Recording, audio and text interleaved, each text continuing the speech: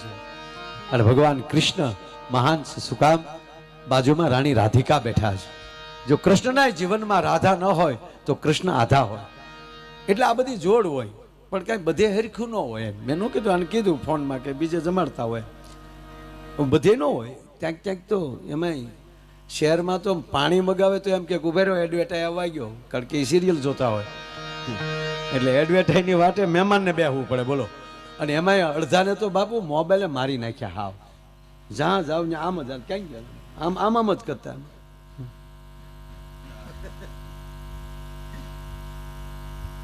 એક જણો હમણાં આમ કરતો કરતો એને ઘેરે જતો હતો.